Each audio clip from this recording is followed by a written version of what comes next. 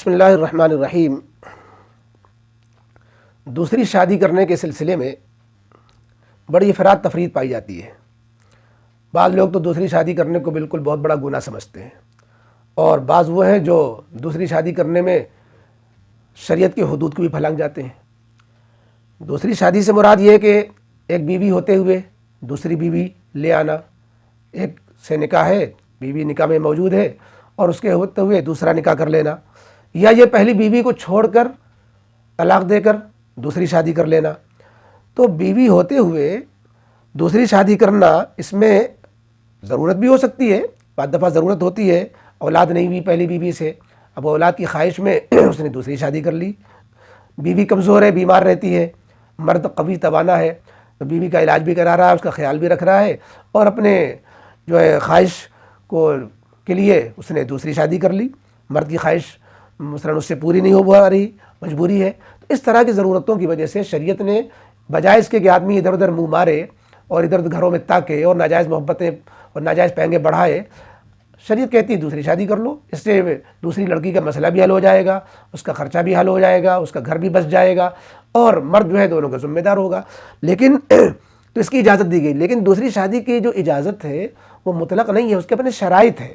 لوگ شرائط کو نظر انداز کرتے ہیں اور پھر جو اسلام بدنام ہوتا ہے۔ اس میں شریعت کی اجازت کو تو سامنے رکھا، اور جو شرط قرآن نے لگائی ہے اس کو نظر انداز کر دیتے ہیں۔ قرآن کیا کہتا ہے؟ وَإِنْ خِفْتُمْ أَلَّا تَعْدِلُوا،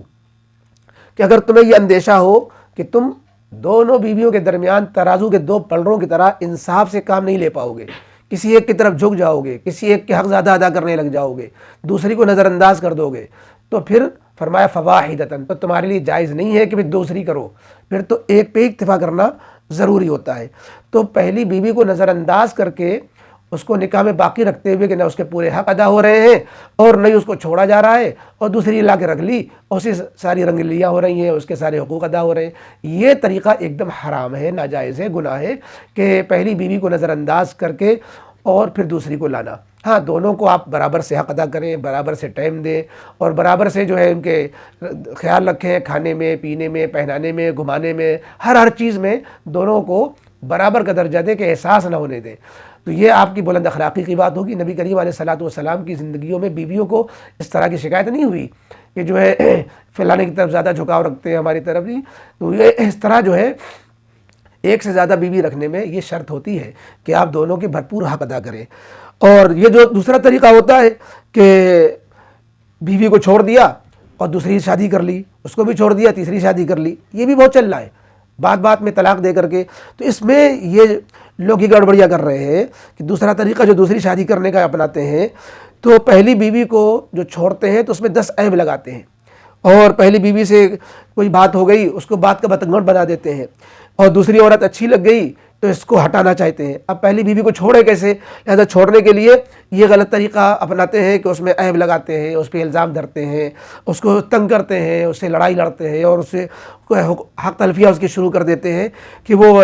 جو ہے بیچاری ہڑ کر کے خود طلاق مانگنے لگ جاتی ہے، خلا کر لیتی ہے، اور قصوروار بیچاری عورت خود ہی ٹھہرتی ہے۔ یہ طریقہ بھی بہت زیادہ غلط ہے، اور اللہ کے اس کی بڑی پکڑ ہے۔ تو یہ جو دوسری شادی ہوتی ہے، اگر دو بیویاں ایک ساتھ رکھ رہے ہیں تو اس کی بڑی ذمہ داریاں ہوتی ہیں، بڑی آزمائش والی زندگی ہو جاتی ہے، شدید ضرورت پر ہی قدم اٹھانا چاہیے، چونکہ شریعت نے جو اجازت دی ہے ضرورت کی بنیاد پر دی ہے، بلا ضرورت نہیں اٹھانا چاہیے۔ اور جو دوسرا طریقہ کہ بیوی کو چھوڑنے کے بعد پھر دوسری شادی اپنانا چاہتے ہیں، تو قرآن کریم نے اس سلسلے میں بھی ہدایت کی ہے، فرمایا وَإِنْ أَرَدْتُمُ اسْتِبْدَالَ زَوْجٍ مَكَانَ زَوْجٍ، کہ اگر تم ایک بیوی چھوڑ کر اس کی جگہ دوسری بیوی بدلے میں لانا چاہتے ہو تو اس کے لیے یہ غلط طریقہ مت اختیار کرو کہ تم اس پر الزام دھرو اور اسی کو ستاؤ اور اسی سے خلا پر مجبور کرو۔ قرآن کی پوری آیت ہے وَإِنْ أَرَدْتُمُ اسْتِبْدَالَ زَوْجٍ مَكَانَ زَوْجٍ وَآتَيْتُمْ إِحْدَاهُنَّ قِنطَارًا فَلَا تَأْخُذُوا مِنْهُ شَيْئًا أَتَأْخُذُونَهُ بُهْتَانًا وَإِثْمًا مُبِينًا، کہ تم ان سے جو ہے خلا پہ مجبور کر کے گویا ان پر بہتان دھر رہے ہو کہ تمہارے قصور ہے، لہذا جس کی وجہ سے ہم تم سے مہر بھی واپس لیں گے اور تمہیں چھوڑیں گے۔ اس سے پہلے، اس آیت سے پہلے جو آیت ہے اس میں میاں بیوی کے گزران کا صحیح طریقہ بیان کیا ہے۔ فرمایا وَعَاشِرُوهُنَّ بِالْمَعْرُوفِ، کہ بیویوں کے ساتھ حسن سلوک کے ساتھ رہا کرو، ان کو ساتھ محبتوں کے ساتھ رہا کرو، اور ان کے ساتھ نیک نباہ کے ساتھ رہا کرو۔ اور یہاں تک فرمایا قرآن نے کہ اگر بیوی کی کوئی بات تمہیں خراب لگ رہی ہے جس کی وجہ سے تم ناراض ہو رہے ہو، بیوی کو چھوڑنے کی سوچ رہے ہو، تو یہ بھی تو سوچو فَإِن كَرِهْتُمُوهُنَّ فَعَسَىٰ أَن تَكْرَهُوا شَيْئًا وَيَجْعَلَ اللَّهُ فِيهِ خَيْرًا كَثِيرًا، کہ تم جس چیز کو برا سمجھ رہے ہو سکتا ہے کہ اللہ تعالیٰ نے اس میں خیر چھپا رکھی ہو، تو اس لیے بعض دفعہ بد مزاج بیوی اور کڑوی زبان کی بیویاں جو ہوتی ہیں وہ شوہروں کے درجات کی بلندی کا سبب بنتی ہیں۔ حضرت مرزا مظہر جان جانا رحمۃ اللہ علیہ ایک اللہ والے بزرگ گزرے ہیں، قاضی ثناء اللہ پانی پتی کے پیر ہیں، ان کی بیوی بڑی بد زبان، بڑی بیہودہ گو۔ تو مریدین نے ایک مرتبہ کہا کہ آپ اس کو چھوڑیے، کوئی اچھی نیک بیوی سے آپ کا جو ہے نکاح کرا دیتے ہیں۔ فرمایا کہ تم مجھے جو اس مقام پر دیکھ رہے ہو کہ میں پیر بنا بیٹھا ہوں، تم لوگوں کے لیے صلاح کر رہا ہوں، مجھے یہ مقام اللہ تعالیٰ نے اپنی بیوی کی تکلیف پر صبر کرنے کے نتیجے میں تو دیا ہے۔ لہذا اگر بیوی میں کچھ عیب ہو، کچھ کڑوی مزاج ہو، کچھ جو ہے اور کسی طرح زبان کی تیز ہو، تو یہ سب برداشت کرنا چاہیے۔ یہ سب چیزیں بہانے بنا کر کے بیوی کو چھوڑنا، پھر دوسری بیوی کسی سے شادی کرنا، یہ اچھی بات نہیں ہے۔ تقدیر پر راضی رہنا چاہیے۔ تو بہرحال دوسری شادی کرنے کے اس طریقے سے دو طریقے اپنا رکھے ہیں لوگوں نے کہ دونوں بیویاں رکھتے ہیں اور ایک کو نظر انداز کرتے ہیں، یہ بھی غلط ہے۔ یہ کہ ایک کو چھوڑ کر دوسری کرتے ہیں اور جس کو چھوڑتے ہیں اس کو عیب لگا کے چھوڑتے ہیں، یہ بھی غلط طریقہ ہے۔ برداشت نہیں کرتے، صبر نہیں کرتے۔ لہذا جو ہے ضرورتیں ہو سکتی ہیں اور اس کے فائدے بھی ہوتے ہیں دو بیویوں رکھنے کے، اور جو ہے بعض دفعہ مجبوری بھی ہوتی ہے طلاق دینے کی، کہ کڑوی دوا سمجھ کر کے، آپریشن سمجھ کر کے کہ جو ہے مجبوراً اس کو طلاق دینے کی نوبت آ جاتی ہے۔ تو اس لیے